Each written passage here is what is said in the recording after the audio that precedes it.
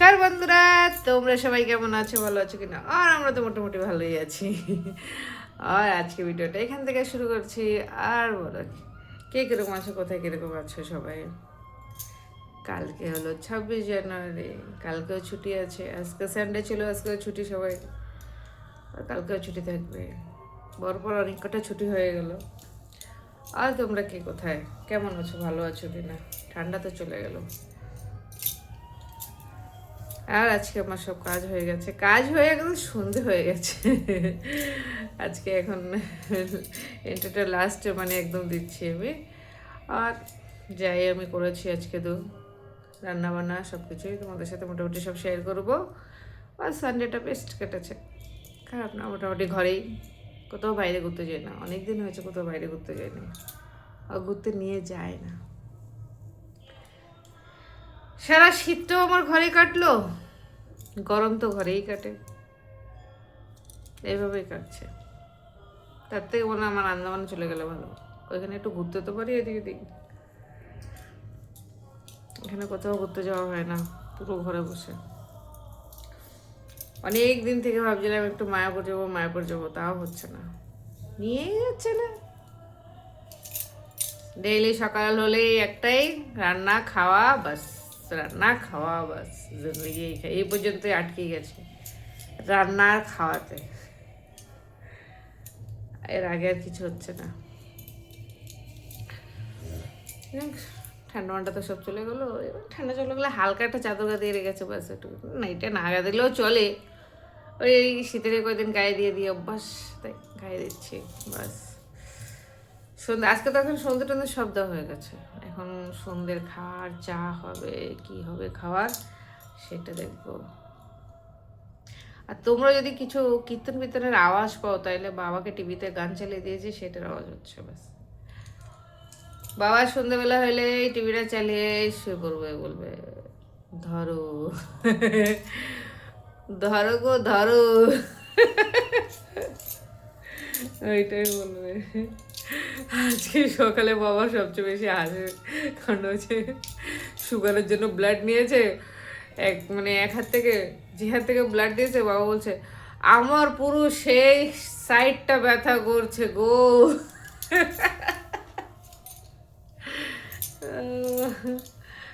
অল্প একটু সুগারের জন্য ব্লাড কোটি করে নেবে, অল্প একটু নিয়ে যাবে। বলছে আমার এই সাইডটা কেন এত ব্যথা করছে। মানে বাবার মনের একটা ঘাবড়াট ভয়, ব্যথার কিছু না। আজকে আমরা সবাই, ঘরের সবাই চারজনের ব্লাড দেওয়া হয়ে গেছে। ছেলের তো সব কিছু, আর আমাদের শুধু 3জনের সুগার টুগারের টেস্টগুলো করিয়ে নেই। অনেক দিন থেকে ভাবছি করাবো কিন্তু করানোই হচ্ছে না। ফাইনালি আজকে একদম, কালকে রিপোর্ট আসবে, দেখা যাক কালকে রিপোর্টে কি আসে, ভগবানই জানে। ভগবান করুক ভালোই আসুক, বাবা যা করে ভালোই করুক, দেখা যাক। এখন কালকের অপেক্ষা আছি কি হবে। ঠিক আছে, দেখতে থাকো আমার ভিডিও তোমরা। আজকে সারাদিন কী কী করলাম, কী কী রান্নাবান্না হলো আমার। আজকে কিছু স্পেশাল তো রান্না হয়েছে, দেখতে থাকো। রান্না শুরু হয়ে গেছে। এখানে এই যে লাউর খোসাটা ভাজা হবে, আর এখানে লাউ চিংড়ি হবে। এই যে চিংড়ি মাছ এখানে রাখা আছে, চিংড়ি মাছ দিয়ে লাউ দিয়ে রান্না হবে, লাউ চিংড়ি, লাউ খোসা ভাজা, আর এখানে টমেটোর টক হবে ব্যাস। আর রাত্রে সকালবেলা পেঁয়াজ কলি আলু ভাজা হয়েছে, এই রান্নাবান্না ব্যাস। এখন রান্নাবান্না শুরু করে দিয়েছি। কালো জিরা দিয়ে দেবো, হালকা একটু কালো জিরে দেবো ভাজাতে। আর এই লাউ খোসাটা ভাজা খেতে সত্যি বন্ধুরা এত দারুণ লাগে না, মানে কি বলবো, শুধু কাঁচা লঙ্কা দিয়ে ভাজবো, কোনো মশলা টশলা দেবো না। এই দেখো, আর লাউটাও খুব সুন্দর, একদম কচি লাউ ছিল।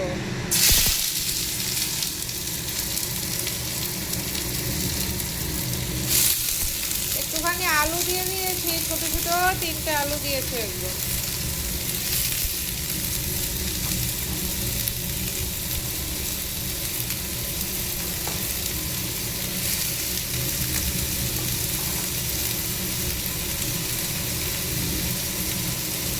ভালো লাগছে না আজকে, শরীরটা যায় না কিন্তু।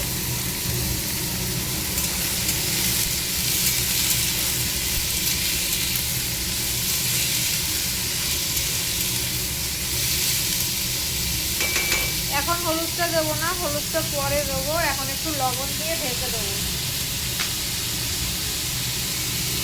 এই যে লবণ দিয়ে দেবো। এই লবণ দিয়ে আগে ঢেকে দেবো, একটু হালকা সিদ্ধ হয়ে যাক, তারপরে লবণটা দেবো।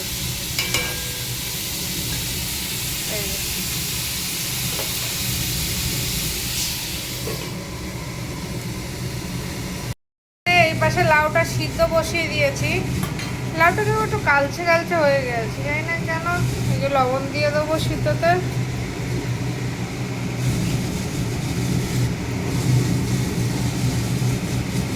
এটা হালকা সিদ্ধ করে নেবো, তাইলে তাড়াতাড়ি হয়ে যাবে। আর এখানে ঢেকে দেবো। এইটাতে কটা কাঁচা লঙ্কা দিয়ে দেবো। এই যে কেটে রেখেছি, হাতে ধরবো না বাবা, হাতে লাগাবে। এই 4টে দিয়ে দিচ্ছি, মানে 2টো দিয়ে দেবো।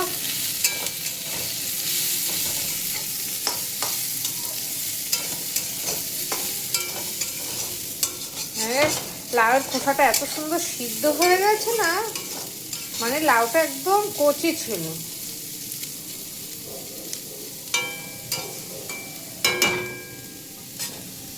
আর এইখানে লাউ তরকারি, তো লাউটা যে সিদ্ধ বসিয়েছি এইখানেও দিয়ে দেবো কটা কাঁচা লঙ্কা।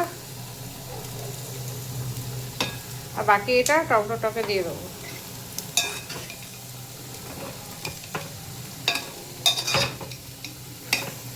এই সাইডে লাউটা ফটাফট সিদ্ধ হয়ে যাবে, তাইলে ফটাফট তরকারি হয়ে যাবে। লাউ সিদ্ধ হয়েও গেছে প্রায়।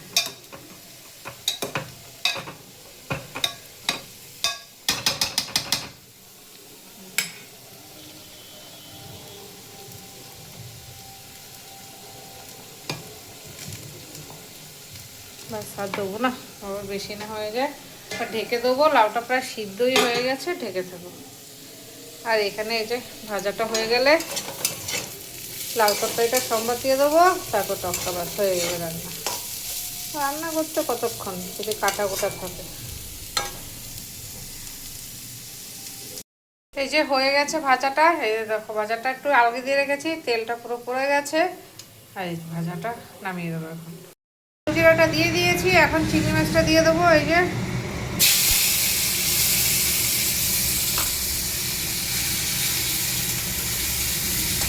লাউ তো সিদ্ধই করা আছে।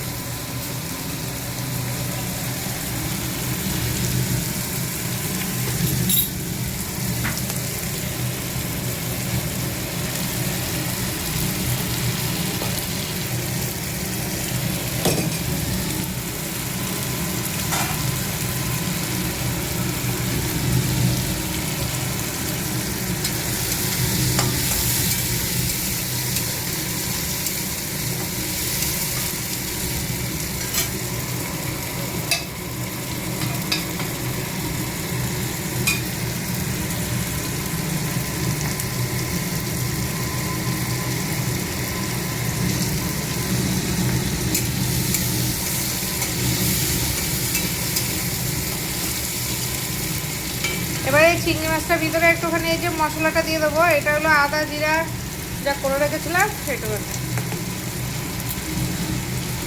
একবারে মশলার সাথে ভাজাও হয়ে যাবে।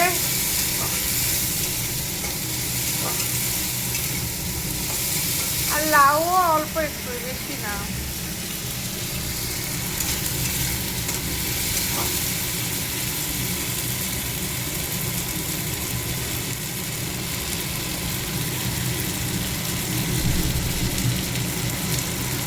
একটু হলুদ দিয়ে দেবো।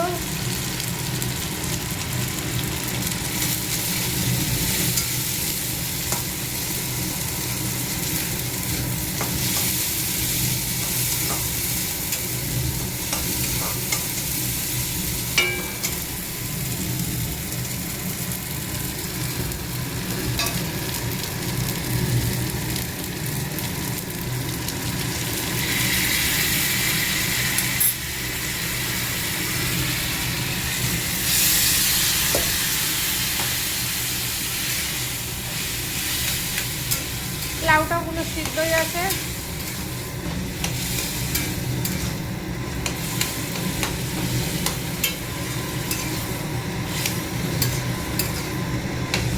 ভালো করে একটু মিলিয়ে নেবো। সেই ধনে পাতাটা দিয়ে দেবো। লাউ ঘন্ট ধনে পাতা ছাড়া স্বাদ আসবে না।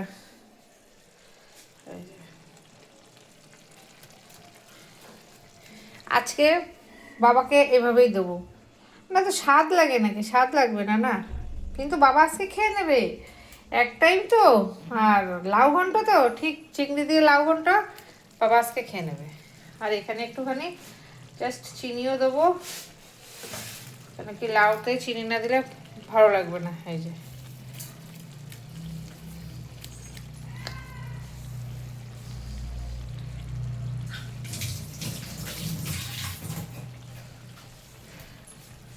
একটু এর ভিতরে আবার বন্ধুরা আরেকটা জিনিস দিয়েছি, সেটা হলো মাসকলাই ডালের গুঁড়া। মানে ডালের বড়ির জায়গাতে মাসকলাই ডালের গুঁড়াটা দিয়ে দিয়েছি। সেন্টটাও সেই বেরিয়েছে। আজ মা লক্ষ্মীর কৃপায় ঘন্টটা যা হয়েছে, চিংড়ি মাছের লাউ ঘন্টটা, ব্যাস হয়ে গেছে, নামিয়ে দেবো। এই যে একদম কমপ্লিট। মাছ ভাজবো আর কিছু টকে দেবো। এইটা ছেলের জন্য ভেজে দেবো। এই 2 পিস ভাজবো আর এখানে এই 3 পিস দিয়ে টক করবো, টকে দিয়ে দেবো। এই যে মাছ ভাজাটা হয়ে গেছে, এটা এখন নামিয়ে দেবো ব্যাস। টকটা বসাবো মাছটা দিয়ে। এই যে শুকনো লঙ্কা দিয়ে দিয়েছি আর এই যে সর্ষে। এখন এখানে মাছটা দিয়ে দেবো।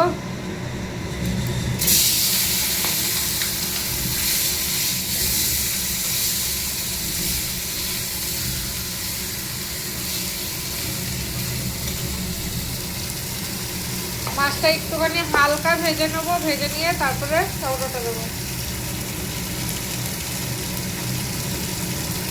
আর এই টকটা আমার শ্বশুরবাড়ির দিকে খায় টমেটো দিয়ে, মাছ দিয়ে। এটা গুঁড়ো মাছ দিয়ে, ছোট মাছ দিয়ে করলে আরো বেশি ভালো হয়, কিন্তু ছোট মাছ তো আর সবসময় থাকে না আর পাওয়া যায় না, তাই আজকে বড় মাছ দিয়ে করে দেবো।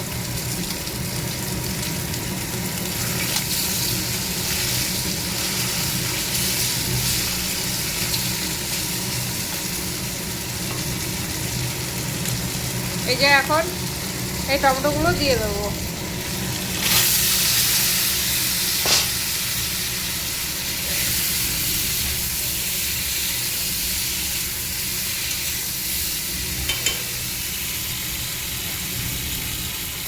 এই যে লবণ দেবো।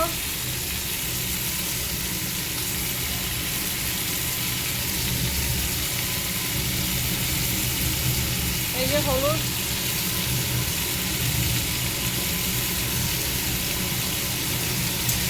এবার একটু নাড়াচাড়া দিয়ে ঢেকে দেবো। ঢেকে দিয়ে গ্যাসটা কমিয়ে দেবো, তো একদম টমেটোটা গলে যাবে। তারপরে জল দেবো।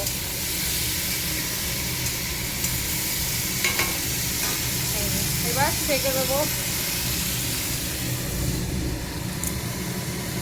আর এখানে গ্যাসটাও কম করে দেবো। এই যে টমেটোটা দেখো কি অবস্থা করেছে, টমেটোটাকে একদম গালিয়ে দিয়েছি। আর এখন জল দিয়ে দেবো, ব্যাস হয়ে যাবে। এই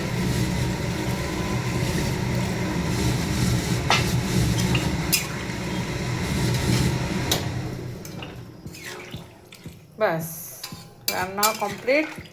এটা হলে